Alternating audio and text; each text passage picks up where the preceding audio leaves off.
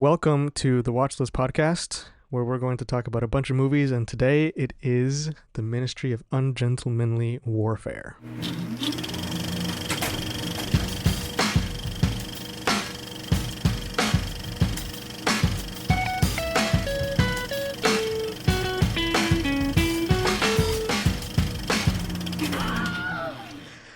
Welcome to the Watchlist Podcast, episode 1. We have about just over half of our team here today. The rest of them could not make it.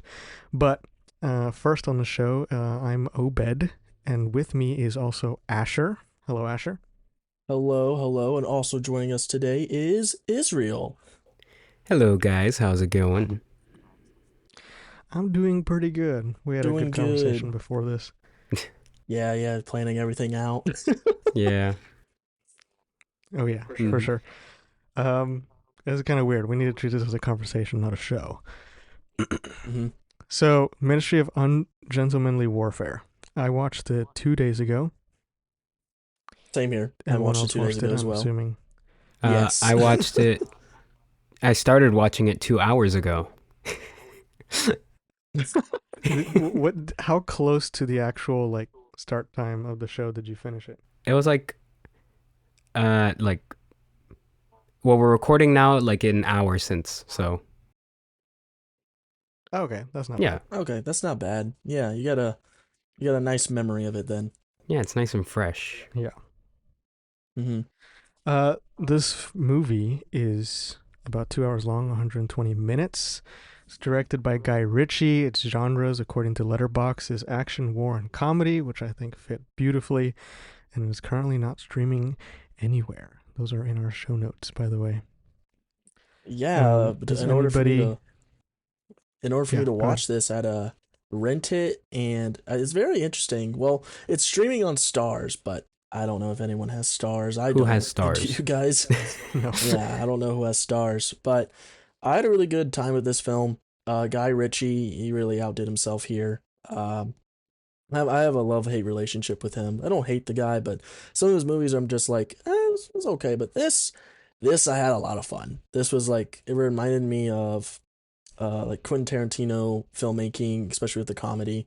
But I feel like as someone who enjoys World War II, this was a good World War II film mixed with comedy, which the comedy didn't get in the way with the seriousness of the film of taking down Nazi soldiers and completing their mission. But again, I had a really, really fun time with this film. Well, Asher, you went out for us. I don't know if you can hear me or not. I don't know what happened there. What was the last thing you guys heard from me? Guy Richie, and then nothing. Oh my lord, I don't know what happened. I went on a huge rant. Oh my gosh. Well, it's all recorded, so if you want that, Obed, I don't know. But I don't know what happened. As you get it to me, I'll probably leave it in. Yeah. Well, anyway, just a quick recap then. Guy Richie, have a love-hate relationship with him. There's some movies where I'm just like, it was okay, like The Covenant. But for this, I really, really enjoyed because it reminded me of Quentin Tarantino filmmaking and comedy. So that's why it really stuck with me more. Even though the seriousness of, World War II, it had a good mix of comedy. So it wasn't just super dramatic and warfare the whole time. It was you were able to enjoy the beats of the story and connect with these characters in both comedic and serious ways. I completely agree. It reminded me so much of a Tarantino movie. Like the music, some of the editing, some of the cinematography, but not completely. I think that was completely off. And then the comedy and just the fact that it's just making violence comedic, and the fact that the music itself is like a Western, right? Yes, I got Western vibes too. Western. I don't know, Israel, did you? Yeah, a little bit. Like who decides we're gonna make a movie about World War II, a military film set in World War II, that's 90% of it is on the boat, and we're gonna use Western music for it. And I thought it was brilliant. I know, it fit really well, which surprised me because it didn't feel like, oh, this just threw off the vibe. No, it fits, and which It just shows how you can experiment with many different genres and it could still work out. Yeah, and Guy Ritchie himself has made. I had to look up like what films he's made, but he's done one of the two of the Sherlock Holmes movies, Wrath of Man. He did the live action Aladdin movie. Um, like just watching, I was like, just like this is definitely his type of movie. The Ministry of Ungentlemanly Warfare, but he's got some solid stuff. I need to see more I of think. his films. I need to see Agreed. like The Gentleman and Sherlock Holmes. I have not seen those, but I've heard good things about them. But yeah, those are definitely films I gotta check out from him. Yeah, I started them. Isra, what'd you think?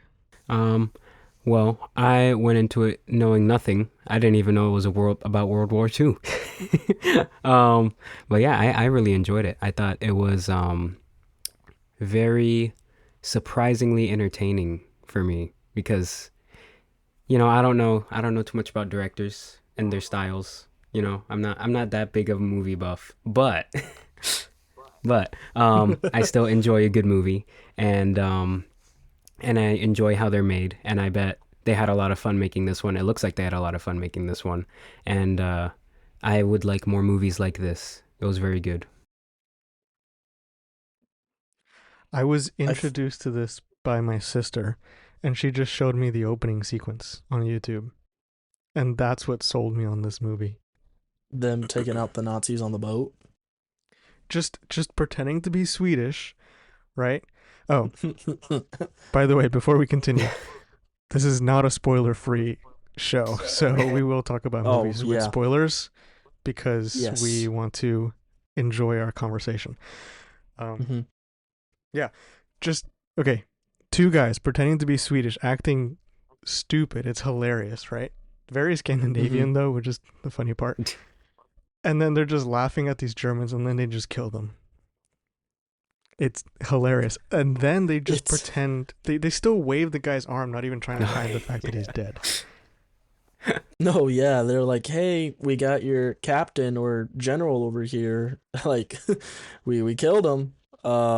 You want to like, do you care? Do you want to do something about it? And then they start shooting their cannon at them, and then they're waiting for like one of their buddies just comes out of the water, and he's like, oh yeah, I set the bomb up, and they're just like, okay, when's it gonna go off?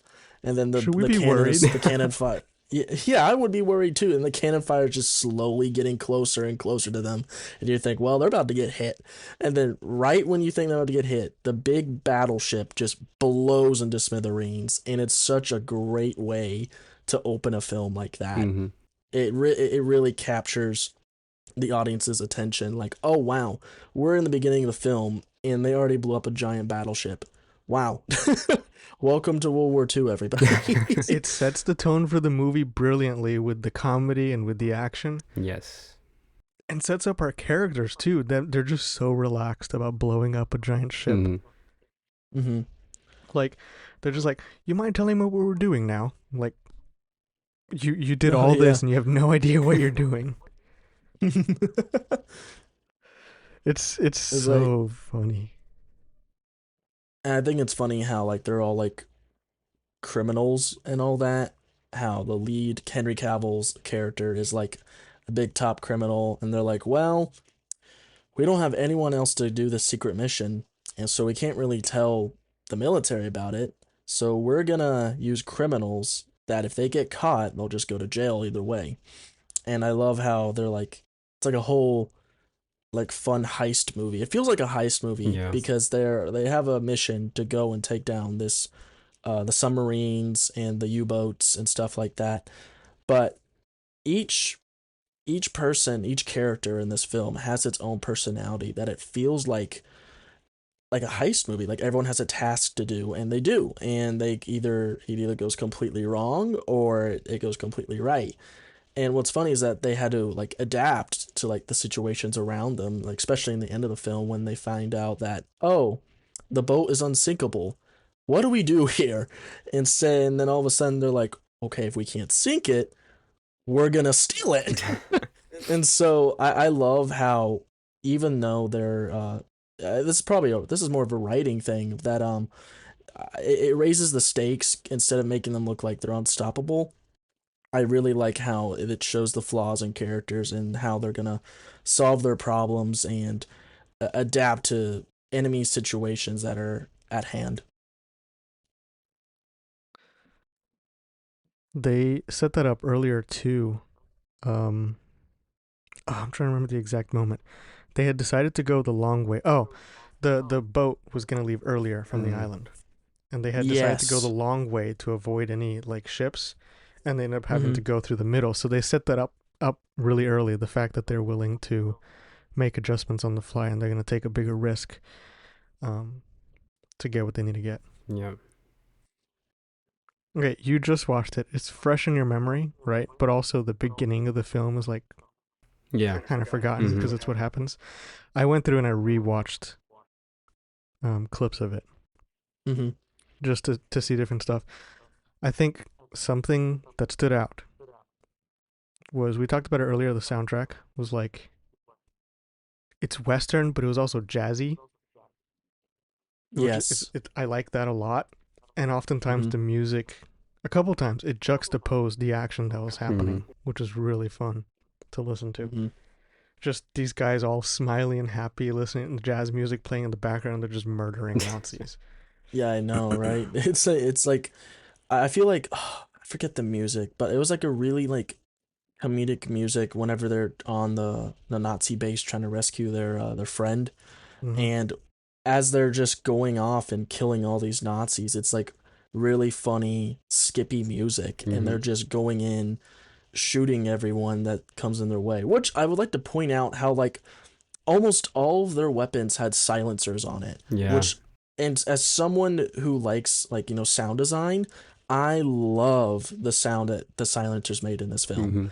It just felt very satisfying, which I know sounds really weird because they're killing people, but at the same time, they're Nazis, so yeah, they need to die. I just felt like notably, sorry, really quickly. Notably, every gun has a silencer on it in the film, except for that one captain towards the end. Remember him? The prince. Yeah.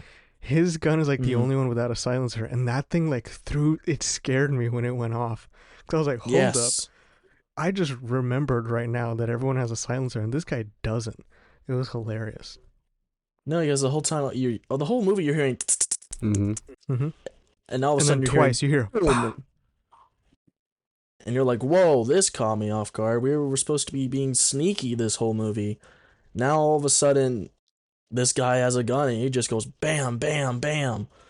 Also, can we talk about how the Swedish guy, the guy that pretends to be a Swedish man, he is super good with a bow and arrow. Yeah. Oh my goodness. I was like, Hawkeye? I was like, it's like Hawkeye, Katniss Everdeen. Like, what is going on here? It was amazing. I mean, I know this is just writing for the character, but seeing it visually play out was like amazing, especially the distance that this character covered with his bow, taking out enemies that he saw. He's also very buff. Like, oh my goodness, this man was like a tank. It was weird. You do not mess with this him. man. Yeah, it was weird seeing him in this movie, like all smiley and because he's in the Reacher show on Prime Video. Oh, right. So, okay. I haven't seen it, but I know what you're talking about. Yeah. I watched like the first episode, but I've only ever seen him in very serious contexts, and then to see him here all laughing and all that, and also it's hilarious how his weapon of choice is anything but a gun on average. Yeah. Like, he's holding a knife, he'll pick that over his gun, and then he finds an axe on the wall, and he's going to proceed to axe every tree. Oh my god. The axe was so funny. The axe scene, that was crazy. Can I make a note on that really quickly? This movie is not as violent as I anticipated. No, they cut a lot of stuff, especially like during the axe sequence, whenever he's slicing at people. It's like pretty quick cuts, and there's not a lot of blood during that. Which I think is interesting. The final axing, I expected like blood to splatter on the glass. Yes, Nothing. when they're looking there was through the no glass blood hole. splatter. But the action was still satisfying. Yes, and I noticed when the last guy or like one of the last guys he attacked, it was an axe to the face. It was going to be like a huge slash to the face, but the viewer doesn't see it. He sees him throwing the axe down at this Nazi or this guard, and then it quickly cuts away. Like you don't see it, and I'm like, that's interesting. Like you got the rated R rating, but yet you choose not to show it. I guess that's just maybe a director thing. Like maybe they're not a huge like bloody guy, but I think I thought it was very interesting how they would cut and not censor the violence, but like not give too much of it, you know? It was like the movie got a rated R rating because it was just enough. Yeah, Yeah. compared to like movies like it's just violent enough. There's also virtually no cursing in the movie. I didn't know. Yeah, I noticed that too. There's no one really two F cussed words. or cursed. Yeah, that's it. Which is nothing because a PG-13 movie can say one F word. So, I guess maybe Guy Ritchie originally wanted this to be PG-13 maybe, but he was like, I think we're gonna lean into R just a little bit, but nothing crazy. Because if you compare the R rating to like I don't know another World War II film, Saving Private Ryan, this is nothing compared to Saving Private Ryan. Violence wise. Earlier you mentioned that this movie is similar to. I mean, yeah, there was some. Yeah. Go ahead.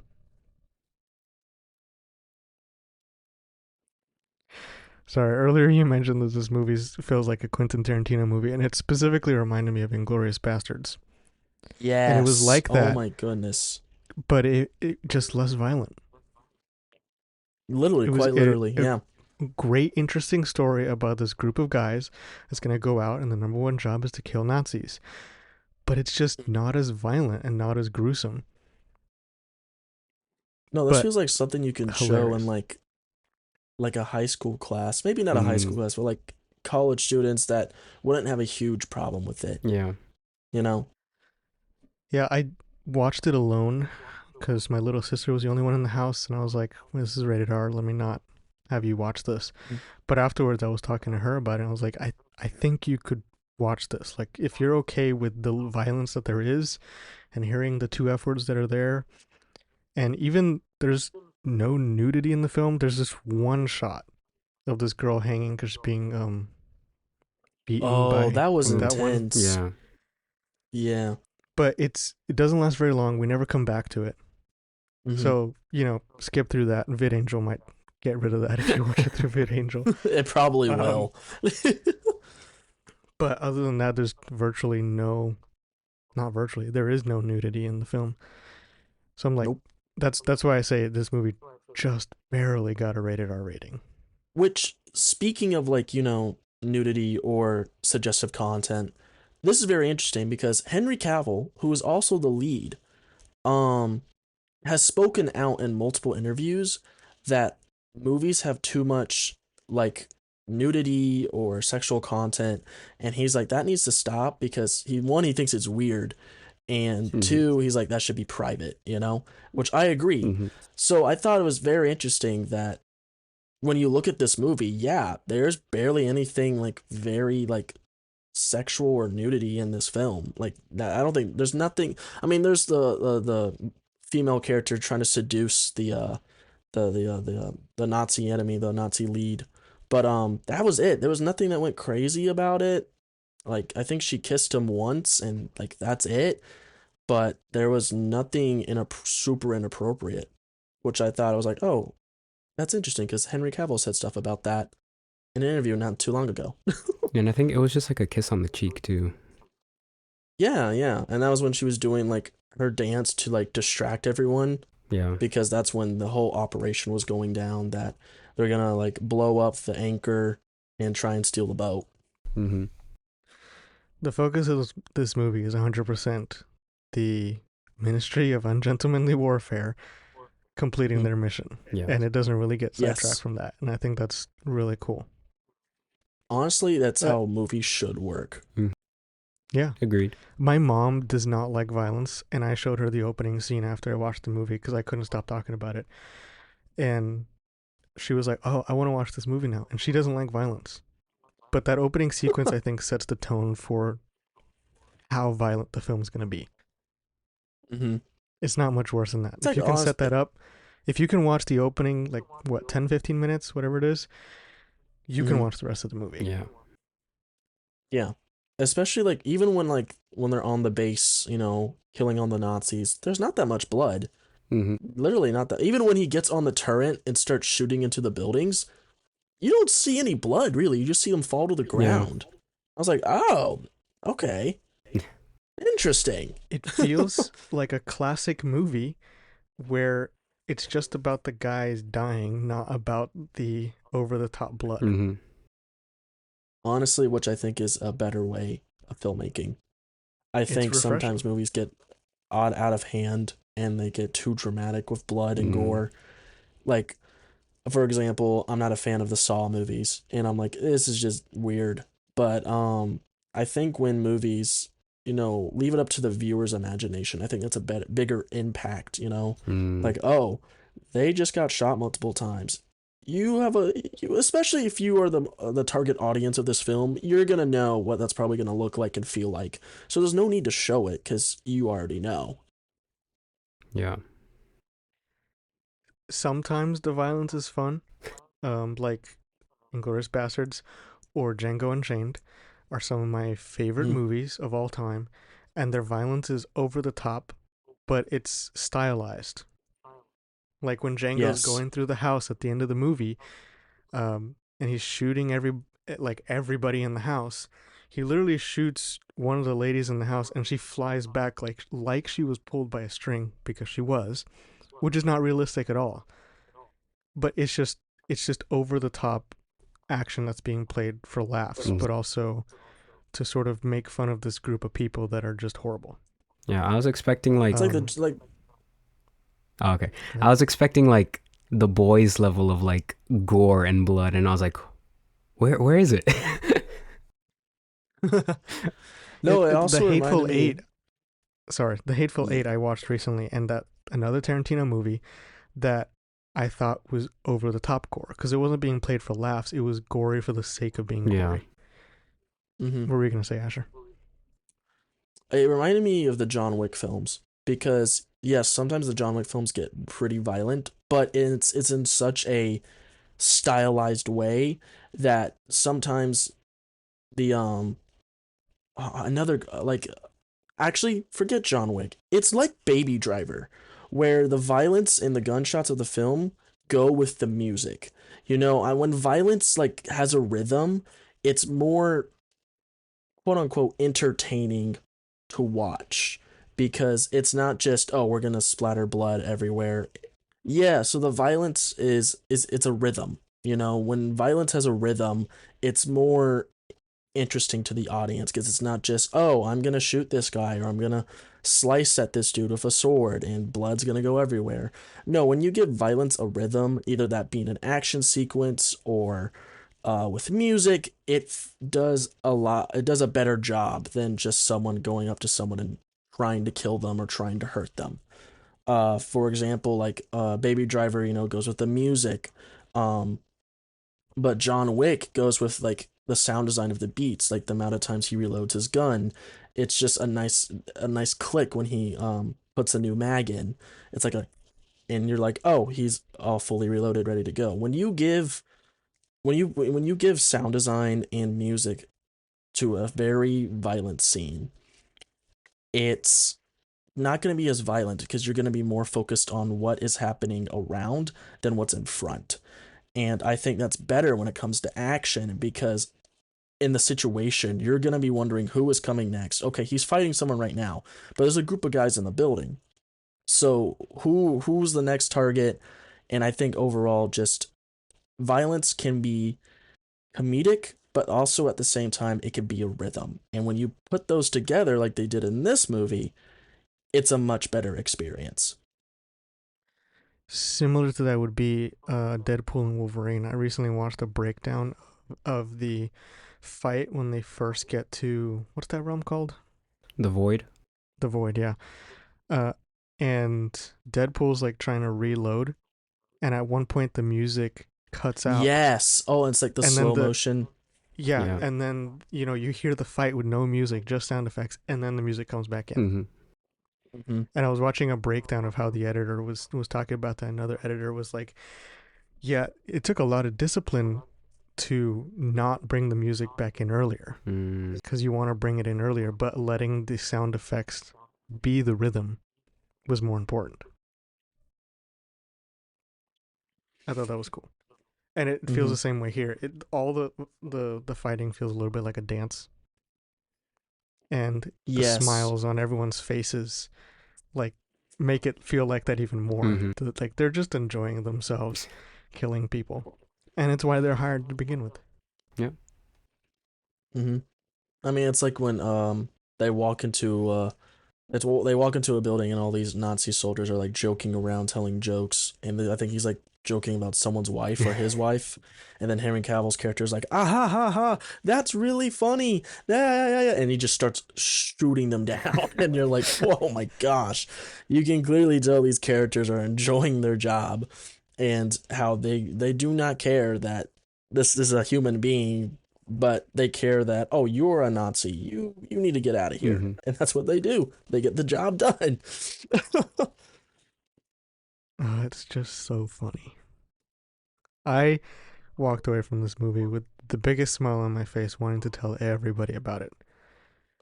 And I had to, my mom was the only one like up. So I went and I talked to her for like 2 hours, and we ended up having a whole conversation about cinema in general. And I reviewed it on Letterboxd because I was like, I need to get this over with. That's such a you thing to do. Because I need to talk about it. What? I gave it a talk solid. To my mom about cinema.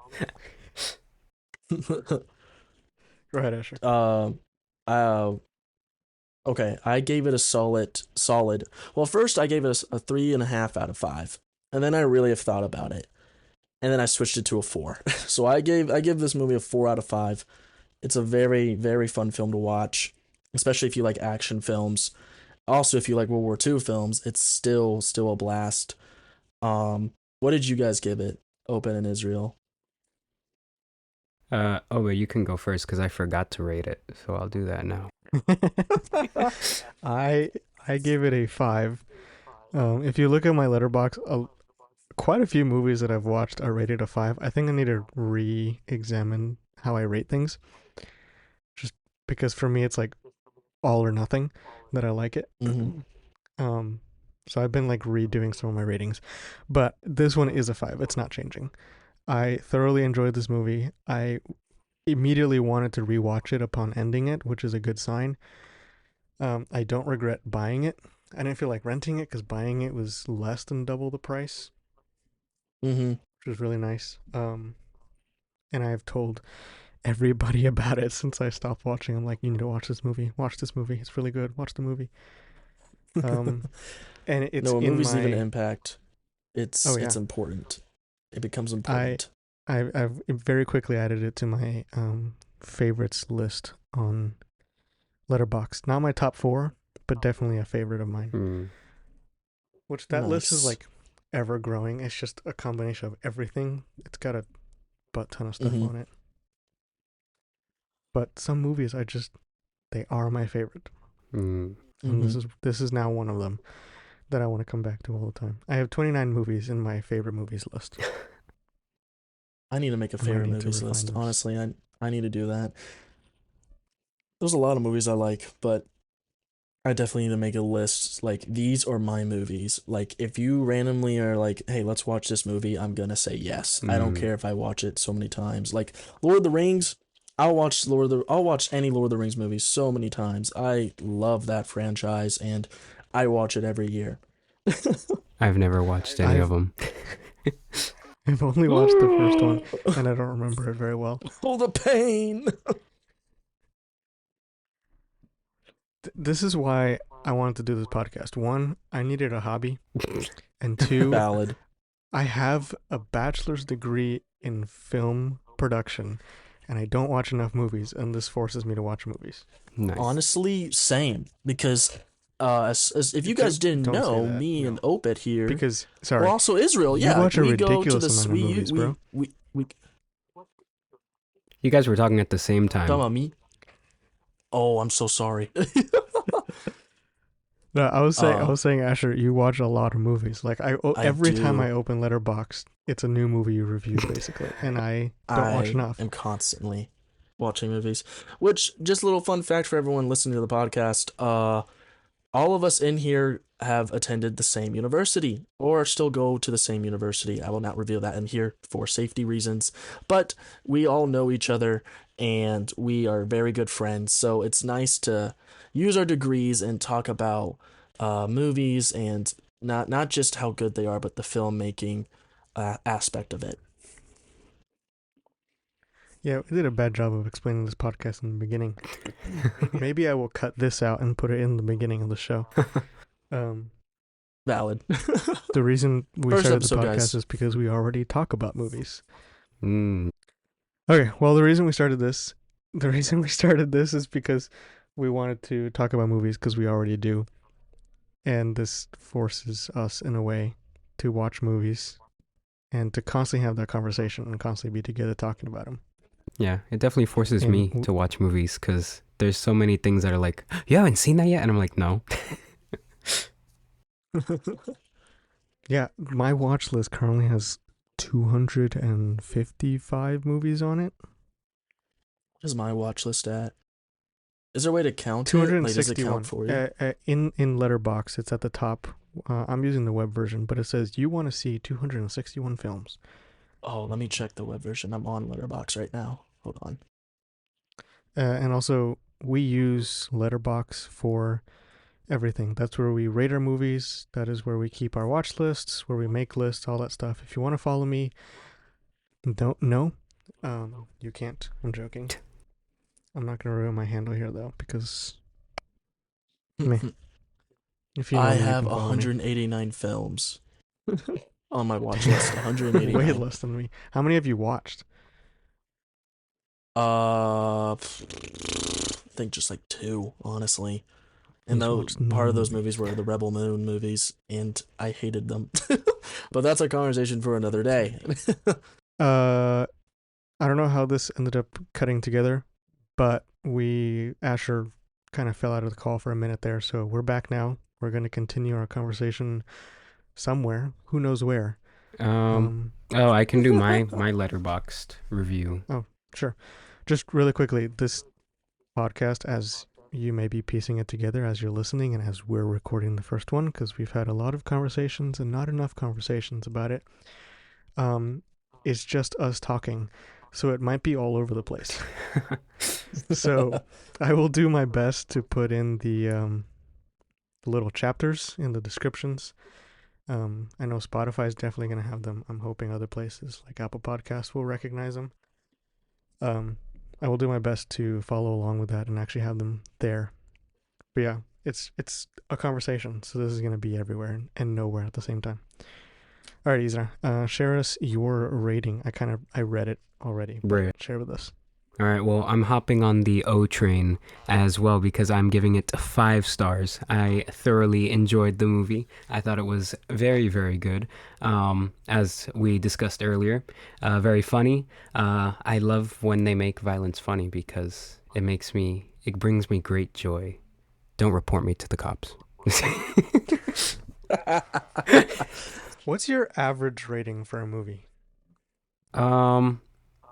Well, typically I only watch movies I think I'll like. So that's also why this podcast will be good for me because it forced me to watch stuff that I won't think I'll like. Did I say that right? I think so.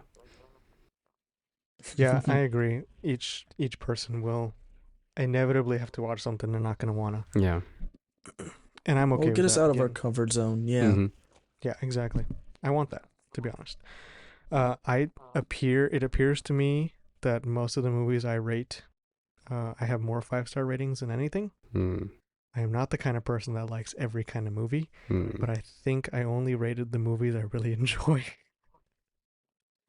So as we watch and as I dislike stuff, inevitably, I will fix that. Nice. What's your average rating, Asher? My average is 4, apparently. I've given, most of the films I've reviewed, I've given a 4. Nice. So, low-key, I mean, I don't want to be a mean guy, but I kind of want to be, like, a more aggressive reviewer, maybe. Maybe sometimes I'm too nice, but there have been some movies where I think are absolutely horrible. So far, there's only been 6 movies I've ever given half a star to. I recently rated a movie half a star, and that was Transformers: The Last Night. As you should. I think my review consisted of nope. um, yeah, I'm already very picky with movies, but sometimes if I enjoy them enough, I'll give them high enough a rating. Mm. Like I watched The Edge of 17 recently, which I think I gave it 3 stars, but before I saved it, I think it was initially like 4 stars. I was like, wait, I enjoyed it, but it's not my kind of movie. Why am I giving it such a high rating? Because like Yeah. rewatchability is not a thing. I basically need to put more factors into it. Not that I want to give things a lower rating, but I don't want everything to be the same. Like, who's gonna feel bad that I rated a movie lower? Plenty of people are Yeah. gonna feel bad, but you know, having those kinds of ratings is what leads to you wanting to make a better film. Like if I make a movie and people are like, yeah, I don't like it, my next one, I'm gonna want to make it better. Yeah. But I don't want to be too mean, which is why I've given so many movies high ratings. Because I'm like, but, I don't want you to give my movie 2 stars, so I'll give you 4 stars. Transformers: The Last Night, I gave 1 star, and I just said no. That's all I said. Did you do it just now, or did you look for it? No, I looked for it. I'm looking at all the movies I gave half a star at. One of them being Ghost Rider: Spirit of Vengeance. I hate this movie. This is probably my least favorite movie. I've never seen it. It's horrible. It's a very dramatic review. I literally was like, literally the first sentence is, "This movie is horrible, horrible." And then I said, "It should be a crime this movie was made." Bruh. I really did not. I like Nicolas Cage. Don't get me wrong, but this was just not it, bro. Oh, The Last Night is the only film I've given half a star to. Let me see. 1-star reviews.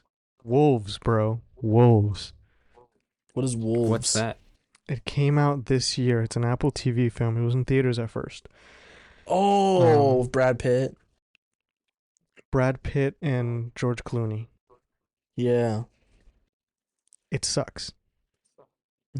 It's a cool concept, right? Like, that's what I put in my review. Cool concept, poorly executed. What's crazy, it's made by John Watts, who made the Spider-Man movies, the Tom Holland Spider-Man movies. Yeah, but I'm not really a fan of his. I don't really like those Spider-Man movies. I will stand on this hill until I die. I liked Far From Home. Me too. Me too. I liked Far From Home. A lot of people do not like Far From Home. I'm like, you know what? That's your opinion. Good. It's overhated. But I think it's overhated. Mm-hmm. I honestly do. I'm like, what is the issue here? They're like, well, I just don't like, how it's not in New York. It's just like, dull. Whoa. That's my thing. No, it Yes, experiments. Spider-Man in Europe is amazing. Yeah, I like the concept. It's just dull. I would You're rather dull. watch almost any other I would- Spider-Man movie. I think I put it at the bottom of my list, actually. I in think rankings. Homecoming is dull. I thought Homecoming was boring. That one's In better my- than I remembered. I watched it recently. It's better than I remember. But Far From Home was still like, bleh. Bro. No way. I love Far From Home. I think I was also looking at the cinematography and the lighting, which is also very bland. I would have to In my rewatch it. opinion. Who was the cinematographer? Let me look right here. But that's been a recent trend in cinematographer. Marvel movies. A lot of flat lighting and basic camera. The positions. cinematographer is Matthew J. Lloyd. He is known for, of course, Spider-Man: Far From Home and the Power Rangers movie. That explains a lot. I know. It does explain a lot. So yeah, I don't like the cinematography in it. I like the story. I'll give it that. I like the idea. Okay. But generally, it is my least favorite Spider-Man movie. Really? Yes. I My prefer least favorite. TASM 2 Bruh. to Far Well, I From loved Home. the TASM movies. I love them. In fact, the only Spider-Man movie I don't own that I like is Homecoming. And I don't think I'll be buying Far From Home just for the sake of having the collection. I don't want to watch it. Dang. Wait, is that I'm why not you gonna were run. questioning me the other day when you saw I had bought Homecoming? Or wait, No. That was today. And that no, I was just didn't realize you had bought it. that Or wasn't I today. remembered that was today. No, you're right. That was Saturday. Yeah.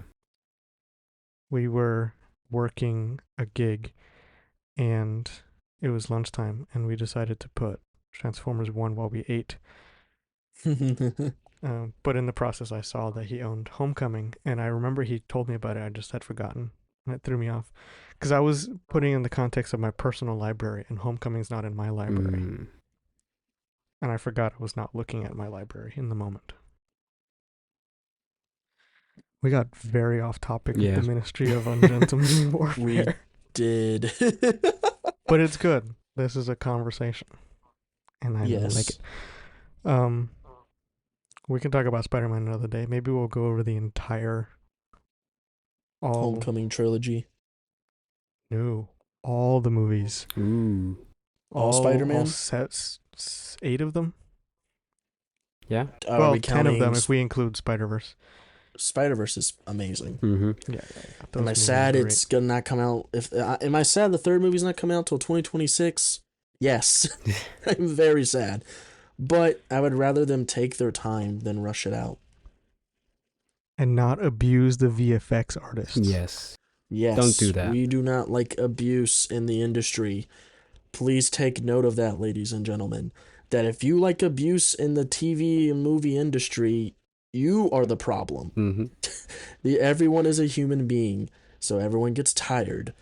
Let people take their time on their projects. Yes, delays are gonna stink, and yes, 2026 is still a far away from now. But I would rather everyone have a good time working on this project than feel rushed and tired. Because that just reminds me of like some of the Marvel movies that have come out, like how like phase 4 or 5. It just felt like we got a Marvel project like month after month, and I'm like, this is just too much. Not only as a viewer I feel overwhelmed, but do you tell me to be quiet? What was that? I was fixing my glasses. Was that you or okay. me? I was fixing my glasses. Do sorry. it like this so you don't confuse him. Okay. When I was younger, I fixed my glasses and I would use my middle finger, and sometimes I would go like this. And at one point, a kid, he was like, "Did you just flick me off?" I was like, "No, I was just fixing my glasses." Ever since then, I stopped using my middle, or if I use my middle finger, I put my whole hand out. That had nothing to do with what was being spoken. Nope. I got off track, bro. What were you talking about? I don't remember. VFX artists. Yes. Oh yeah, things ladies and take gentlemen, time. things take time. Deal with it. Do not rush people. Do not rush art. Art takes time. Don't be a crazy CEO or producer that's like, we need to push out content now. No, we don't like to hurt people. We enjoy art, but don't hurt the artist, please. Let them take their time. Let them cook. Literally, they got to cook their meals to eat. Let them eat. Pay them and don't overwork them. Mm-hmm. Back to the Ministry of Ungentlemanly Warfare. We like this movie. It's a general consensus. Yes. We very, very Yes. much like this movie. We do. Is there anything we don't like about it? I was looking in our spreadsheet and I was trying to figure out like what don't I like? I forgot to do that. Lol. I didn't know we had I a spreadsheet. I sent it in the group chat, bro. Everyone has their own name. Like, I put in basic information on the home sheet. This is like all the stuff I read at the top of the show was on here. You should send it again.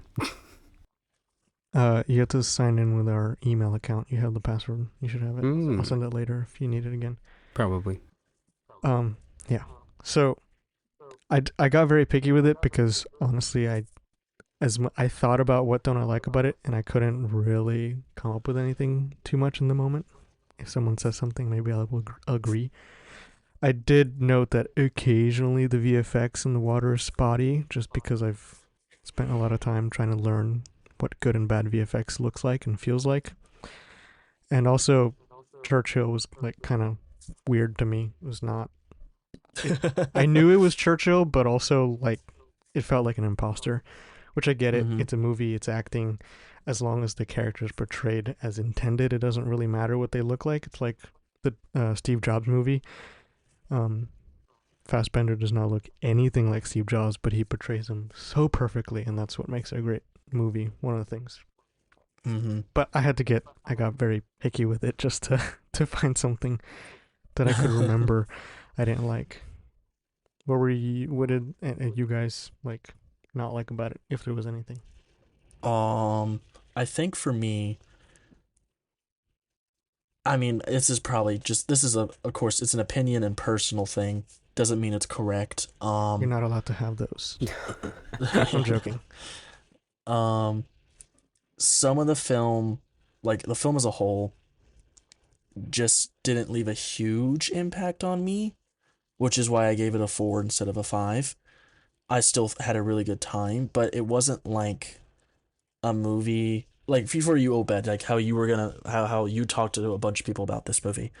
For me, I don't think I would do that because I'm just like, oh yeah, it's a fun movie. That's it. And don't get me wrong, I enjoyed it. It's a great time. But I think that just the overall impact of the movie was not as like crazy as I would put like other films. Like I give all of Lord of the Rings a 5, so I constantly talk about Middle Earth and all that. But I think it's just the impact of the story overall. It's feels like a heist movie. Uh, Again, according to our professor in our film program, uh, there are no new ideas anymore. Which I don't know if that's totally not true or not. I don't know, but I feel like I've seen a movie like this before. That doesn't mean it's bad. That just means like I kind of knew where this was going. Like I had a feeling that there was something going to go wrong during the mission.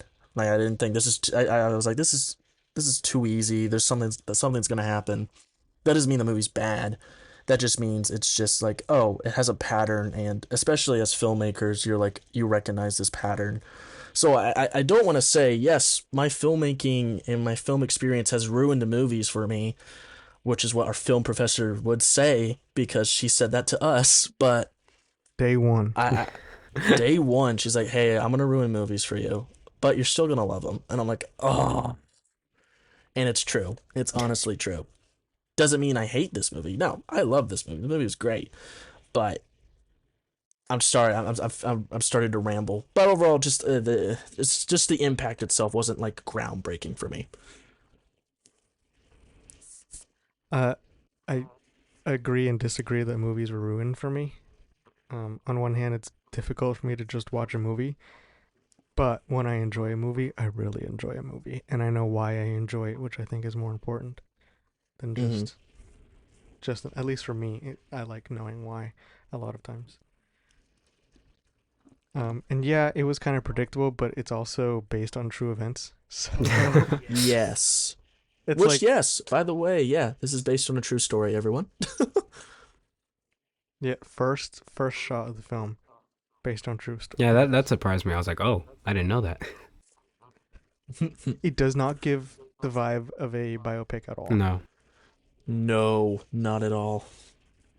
Which I think, calling back to Steve Jobs, it's more similar to that, where it's not trying to be a biopic, it's trying to just tell a story, and it's using historical context to do so.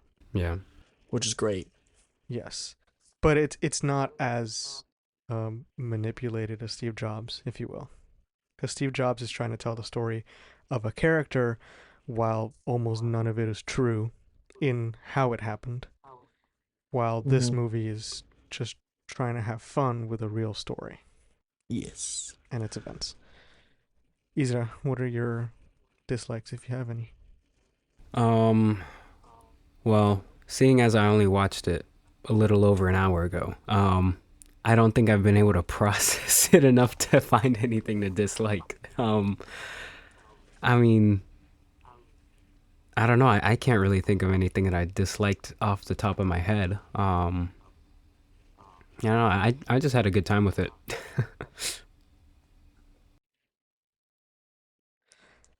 I Woo! mentioned earlier I had to get very nitpicky with it, and I was like skimming through the film, uh, trying to find something I didn't like, and I just saw a shot of the water.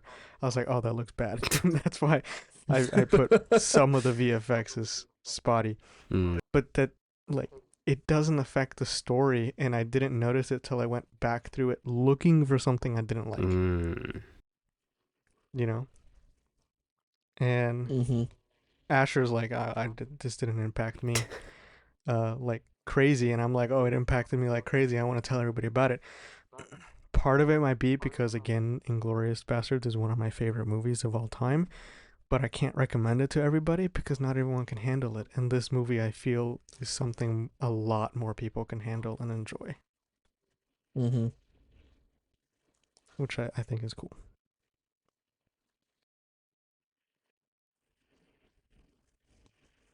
Yeah. Did anything in particular stand out to you guys that we didn't talk about? Um, we talked about the music. We talked about the action. Acting was pretty good. I yeah, enjoyed the the acting. acting was good. Henry Cavill had an accent, right? I feel like he did. Yeah. Yeah, his British accent. Yeah. Is he That's British his in real natural life? accent. Is it? Yes. Oh, okay, okay, okay, okay. I'm just so used to him as Superman, and he has an American accent from Kansas. But, Bruh. um, but yeah, I need to watch more of his filmography. But I enjoyed everyone's performance. I don't think I had an issue with anyone really, especially when they were pretending to be Swedish. Like that was funny. I'm really thinking about it. I think everyone did a really good job acting. Like I don't have an issue at all. Yeah, they were all great. Hmm. We've talked a lot about like the primary crew, which is, the actors are consistent of Henry Cavill, Alan Richson, Alex Pettifer. Never heard of that name before.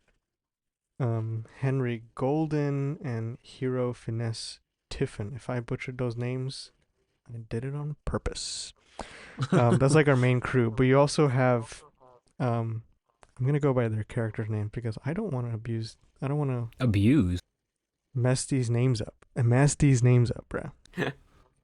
Butcher. That's what I was trying to say. Butcher these names. Mm. Heron, who runs like all the shipping in and out of the main island, and Hmm. also Marjorie, who's like the woman, the actress that's brought in to seduce our German soldier, who's also, I'm not gonna, Henrik. Oh, Hmm. Heinrich. Yeah. Um, they were great, and they were some of my favorite parts of the movie, to Yeah. be honest. Yes. Like, I don't think I was ever really bored with this film. Me neither. I wasn't. I was not bored. Especially like when you're at home watching the movie. There's some times where you want to look at your phone. I didn't do that at all with this film. I was fully engaged, Hmm. which I think it takes a Yeah. lot for a movie to do that, especially when you're Hmm. at like an audience at home, Yeah. because you can pause it, you can go to the bathroom. Hmm. For this, I sat through the whole thing. I was like, I don't want to move. I want to see how this goes. Yeah. I was debating if I was gonna watch it in pieces, and I stayed up late because I wanted to finish it. I do this thing almost every time I watch a movie where at some point I will tap the screen or move the mouse or, tap the remote control and see how far I am into the movie, and that's how I judge the pacing. Yeah. And for me, a good movie, I will for it to be a good movie, when I do that, it's usually about a half hour or an hour in. And for me, that's like, oh, this pacing's great. I didn't even realize I've been here for 30, 60 minutes. Mm-hmm. And then after that, we'll, continually check to see, how did the pacing stay. Mm. Because I'm not very patient, and sometimes I need to fidget, and looking at the time is how I fidget. But, yeah, the movie was very well paced. There was a moment maybe where it went a bit slow, where I checked it 10 minutes apart, maybe once or twice. But then after that, I was like, oh, we're at the end of the movie right now. That's cool. I didn't even notice. The climax is here. Yeah. Yeah, the only It was time good, I paused it was because I had to answer the door. That's it. Like usually like I'll pause something or like I'll look at my phone, for a couple minutes. I didn't look at my phone at all. You were also on a time crunch. Yeah, but but still. I had a regardless, couple yeah. minutes of leeway. That's true. No, but yeah. It's just you're invested the Mhm. whole way through. Yes. Well, I think I feel satisfied with this conversation. Also, we've been on this for over an hour. Are you satisfied with your care? I am satisfied with this. Me too. We've definitely praised this movie Mhm. a lot, and I think it was a great movie for our first episode. Mhm. Yes. Because it set the tone. Because if our first movie was bad, then we'd be like, we're the podcast that just doesn't like movies. Now we might be the podcast that likes too many movies. No. But yeah, this was great. Mhm. I enjoyed having this conversation and finally getting to talk about this movie with people that have seen it, because I've had to explain it to everybody so far. It's been great. Well, thank you guys for joining me today. Well, Us. We will. Thank you for joining us. yes. I was talking about you guys. Oh. Well, thank you for joining us. Yes. Yes, for the listener, thank you for joining us today. Yeah, this was fun. This is going to be a fun project. We're going to try to do this every week, watch a movie a week, and review it a week. Mhm. Well, not review it, talk about it. Yeah. These aren't reviews, these are conversations. Do What were we going to say, Ethan? Do we want to say the next movie we're watching so people can look forward to it? Have we settled on it? I think we did. Okay, I think so. Go for it. you're not what? I don't know what movie we're watching next. We talked about it. Yeah, we talked earlier. about it. Do you want me to say? it? We didn't mention it on the show. I mean, like, we talked about it in our group chat. Yeah. Is it the movie you sent before the Ministry of Ungentlemanly Warfare? Is it that No. movie? No. The movie we were talking about is 12 Angry Men. Oh, that's right. Yes. Okay. Yes. You want to redo that? And we'll be like, the next movie we're watching next is... You want me to do it? I mean, I'm okay with doing this kind of format. It's just... We're so We're used to awkward making guys. shows. Let's just talk. It's okay. We don't have to redo it. Okay. Yeah, so at the moment the conversation is to watch 12 Angry Men. I think let's just settle it here. Let's just watch it for next week and record it. Mm-hmm. Because the other two, Johnny will not be here next week, and hopefully Chase will be. But are you good with that, Asher? 12 Settling Angry on Men?